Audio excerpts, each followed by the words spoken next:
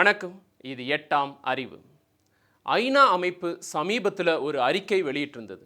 அதில் உலக அளவில் 1.02 பில்லியன் குழந்தைகள் ஊட்டச்சத்து குறைபாடு உடையவர்களாக இருப்பதாக அந்த தகவல் சொல்லியிருக்கு.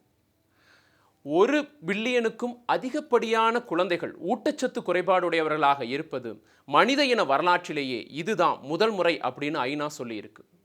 அதிலும் குறிப்பாக இந்தியாவில் 5 வயதுக்கும் உட்பட்ட குழந்தைகளில் 47% பேர் தீவிர ஊட்டச்சத்து குறைபாடு உடையவர்களாக இருக்கிறாங்க.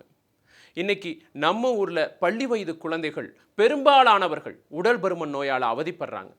இந்தியா இன்னைக்கு உலக அரங்கில் சர்க்கரை நோயாளிகளுடைய தலைமையிடமாக மாறிக்கிட்டு இருக்கு. இந்தியாவில் அதிகப்படியான புற்றுநோயாளிகள் தொடர்ந்து வெளிவந்துக்கிட்டு இருக்காங்க. புற்றுநோயாளிகளுடைய எண்ணிக்கை அதிகரிச்சுக்கிட்டே இருக்கு. இதுக்கெல்லாம் காரணம் என்ன?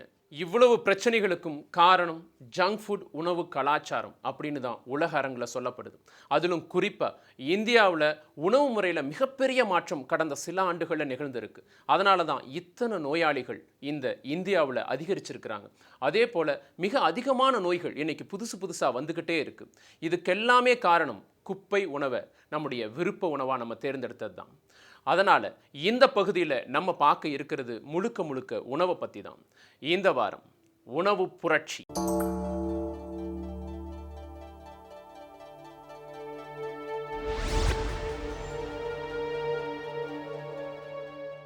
ஒரு குறிப்பிட்ட நிறுவனத்தினுடைய நூடுல்ஸுக்கு இந்தியா முழுவதும் சமீபத்தில் தடை விதிக்கப்பட்டது.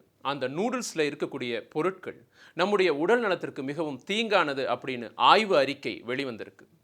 இதன்படி பார்க்கும்போது அதில் இருக்கக்கூடிய பொருட்கள் அனைத்துமே நமக்கு புற்றுநோயை வரவழைக்கக்கூடிய ஆற்றல் பெற்றிருக்கு அப்படிங்கிறது ரொம்பவுமே அதிர்ச்சியான ஒரு விஷயம்.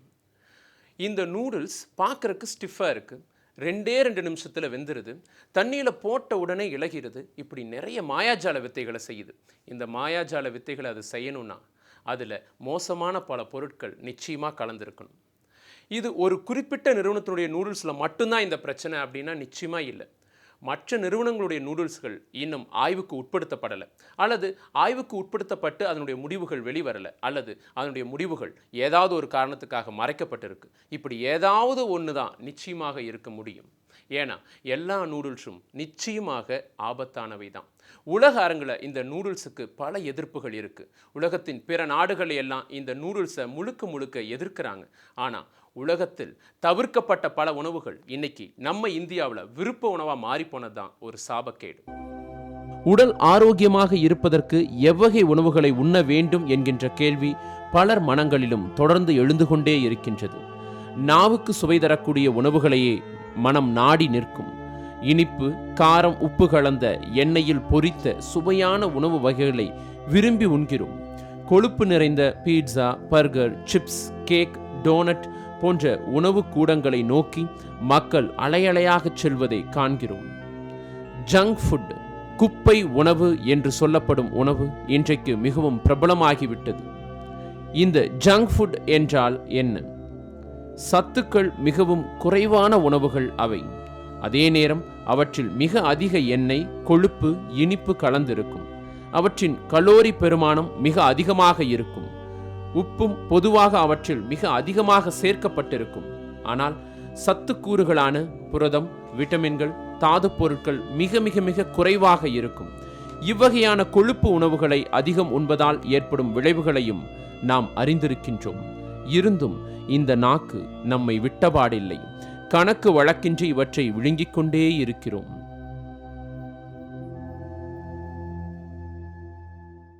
சமீபத்தில் படித்த ஒரு செய்தி ரொம்பவுமே அதிர்ச்சிகரமானதாக இருந்தது. இந்த தலைமுறை தான் அடுத்த தலைமுறையினுடைய மரணங்களை அருகிலிருந்து பார்க்கும் அப்படிங்கிறது தான். கொஞ்சம் ஆழமாக பார்க்க வேண்டிய வரிகள் இது. இந்த தலைமுறை தான் அடுத்த தலைமுறையினுடைய மரணங்களை அருகிலிருந்து பார்க்கும். காரணம் என்னன்னா, இப்போ இருக்கக்கூடிய குழந்தைகள் உண்ணக்கூடிய உணவுகள் ரொம்பவுமே ஆபத்தானவையாக மாறிப்போச்சு.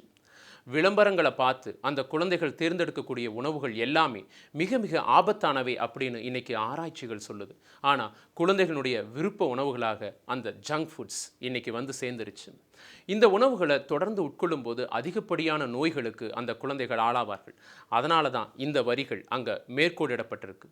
என்னன்னா, இந்த தலைமுறை அடுத்த தலைமுறையினுடைய மரணங்களை அருகிலிருந்து பார்க்கும். கொஞ்சம் யோசிச்சு பாருங்க.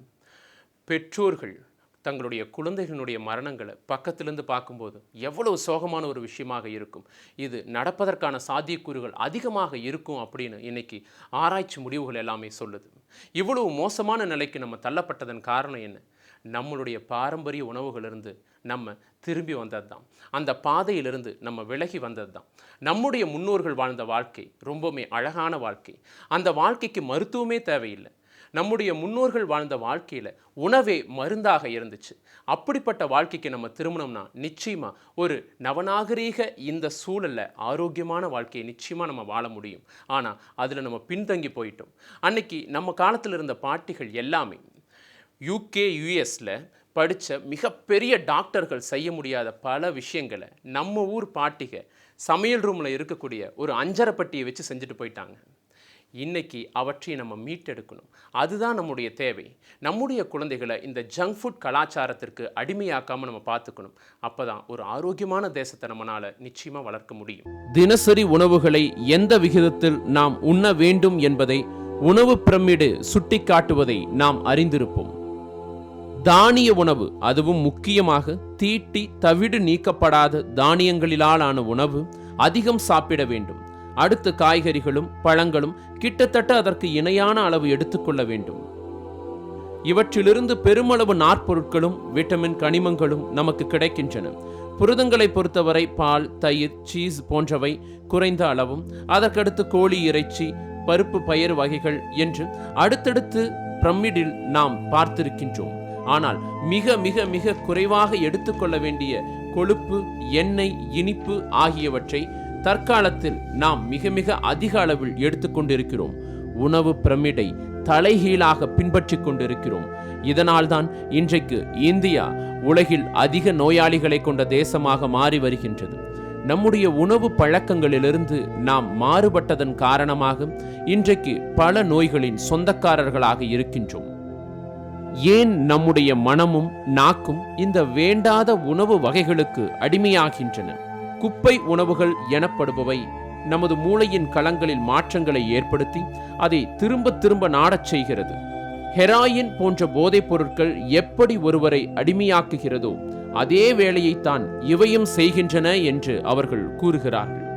பல வாரங்களுக்கும் இத்தகைய குப்பை உணவுகளை அளவு கணக்கின்றி உண்பதால் மூளையில் உள்ள இன்ப மையங்கள் அவற்றுக்கு இசைவாகி மேலும் மேலும் மகிழ்ச்சிக்கான உணவையே அது நாடும்.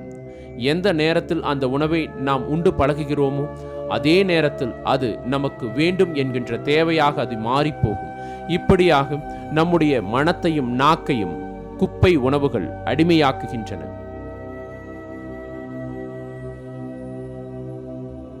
ஜங்க் ஃபுட் எனப்படும் இந்த குப்பை உணவுகள் வளர்ந்த மனிதர்களை மாத்திரமே அடிமையாக்கும் என்று எண்ணிவிட வேண்டாம். கர்ப்பமாக இருக்கும் தாய் இவ்வாறான தவறான உணவு பழக்கத்தில் மூழ்கி இருந்தால் கருவில் வளரும் குழந்தை கூட அது பிறந்த பின்னர் இத்தகைய தவறான உணவு பழக்கத்தையே நாடும் என்றும் 2007 பிரிட்டிஷ் ஜேர்னல் ஆஃப் நியூட்ரிஷன் செய்த ஆய்வு கூறுகின்றது. இப்படிப்பட்ட குழந்தைகள் ஆரோக்கியமற்றவர்களாகவும் சத்து குறைபாடு உள்ளவர்களாகவும் இருப்பார்கள் என்று அடித்து கூறுகிறது அந்த ஆய்வு.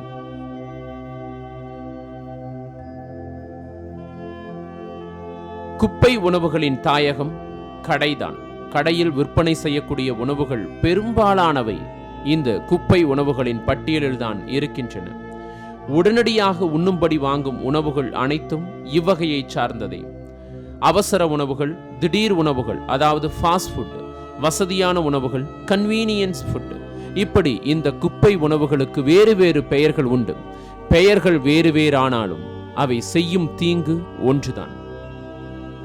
இதற்கு காரணம் இன்றைய வாழ்வானது அவசரமும் இயந்திரமயமும் ஆகிவிட்டதுதான். அதனால்தான் இன்றைக்கு பெரும்பாலானவர்களுடைய வாழ்வோடு இந்த குப்பை உணவுகள் ஒன்றோடு ஒன்றாக இணைந்து பயணித்துக் கொண்டிருக்கின்றது.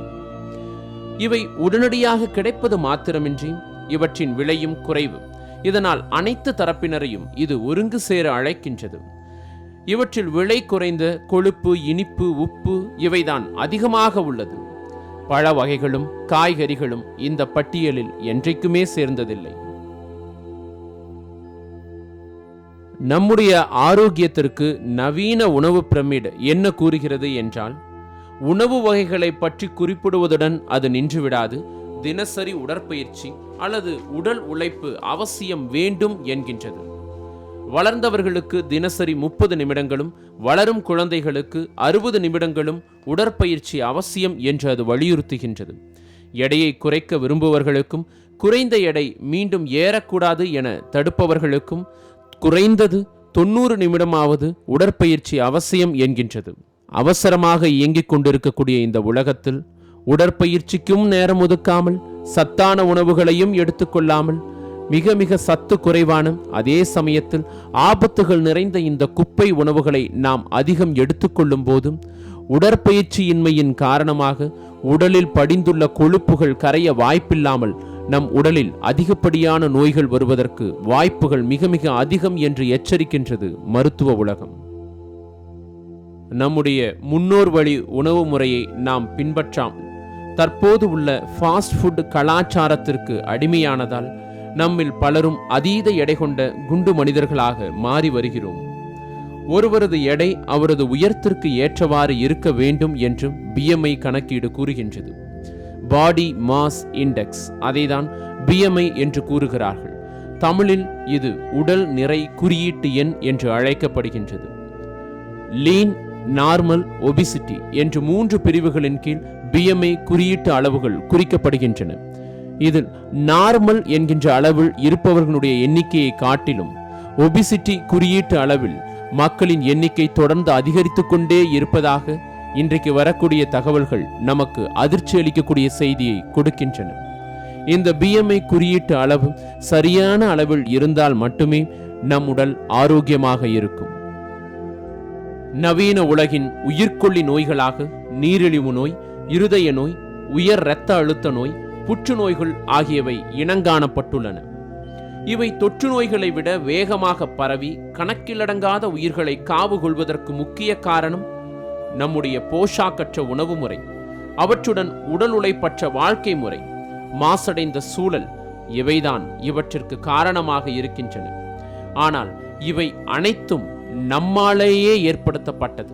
ஏனெனில் போஷாக்கற்ற உணவை தேர்ந்தெடுத்தது நாம் தான். இந்த சுற்றுச்சூழலை மாசுபடுத்தியது நாம் தான். உடல் உழைப்பில்லாத வாழ்க்கையை வாழ காரணமாக இருப்பதும் நாம் தான். நாம் இதற்கு எத்தனை காரணங்களை கூறி மழுப்பினாலும் உண்மையை நம்மால் மறுக்கவும் முடியாது, மறைக்கவும் முடியாது.